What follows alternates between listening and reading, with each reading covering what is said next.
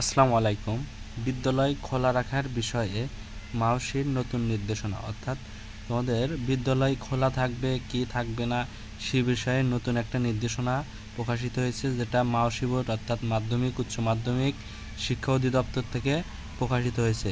তো শিক্ষার্থী বন্ধুরা, তোমাদের বিদ্যালয় খোলা থাকবে না আগের নিয়মে চলবে, না খুললেও কোন নিয়মে চলতে হবে সে বিষয়ে বিস্তারিত আলোচনা করা হয়েছে এবং তারা এই নোটিশটি প্রকাশিত করেছে। তো শিক্ষার্থী বন্ধুরা, তার আগে আমার চ্যানেলটি অবশ্যই সাবস্ক্রাইব করে পাশে থাকবে।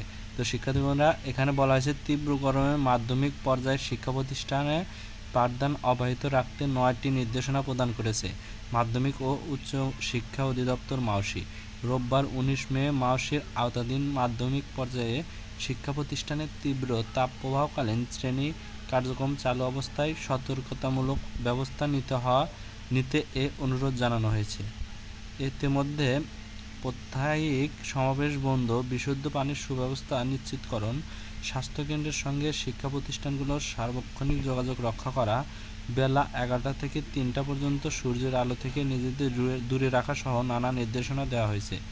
নির্দেশনাগুলো হলো: পরবর্তী নির্দেশ না দেওয়া পর্যন্ত স্কুলের প্রাত্যহিক সমাবেশ বন্ধ রাখা, শ্রেণী কার্যক্রম চলাকালে শ্রেণীকক্ষের সব দরজা জানালা খোলা রাখা, শিক্ষা প্রতিষ্ঠানের বৈদ্যুতিক পাখা শীতাতাপ নিয়ন্ত্রিত ব্যবস্থা যদি থাকে সচল রাখা, পর্যাপ্ত বিশুদ্ধ পানির ব্যবস্থা রাখা, শিক্ষক কর্মচারী শিক্ষার্থীদের প্রচুর পরিমাণে বিশুদ্ধ পানি ও পানের ব্যবস্থা, শিক্ষক শিক্ষার্থীদের স্বাস্থ্য সুরক্ষায় নিকটবর্তী স্বাস্থ্যকেন্দ্রের সঙ্গে শিক্ষা প্রতিষ্ঠানগুলোর সার্বক্ষণিক যোগাযোগ রক্ষা করতে হবে, প্রয়োজনীয় খাবার স্যালাইনের ব্যবস্থা রাখা, শিক্ষার্থীদের সার্বক্ষণিক শ্রেণীকক্ষে অবস্থান নিশ্চিত করা।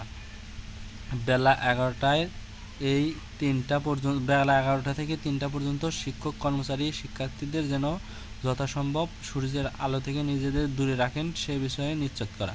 এর মধ্যে গতকাল রোববার বগুড়ায় লোডশেডিং ও অতিরিক্ত গরমে 22 শিক্ষার্থীর অসুস্থ হওয়ার ঘটনা ঘটেছে। বেলা 2:30 থেকে 3:30 পর্যন্ত বগুড়া শহরের কালেক্টেড পাবলিক স্কুল অ্যান্ড কলেজে এ ঘটনা ঘটার পর সতর্কতামূলক ব্যবস্থা নিতে এ অনুরোধ জানায় মাওসি। তো ধন্যবাদ সবাইকে। আজকের এই পর্যন্তই। আবারও নতুন কোনো নিউজ নিয়ে হাজির হব। তো শিক্ষার্থী বন্ধুরা, বিদায় এখানে।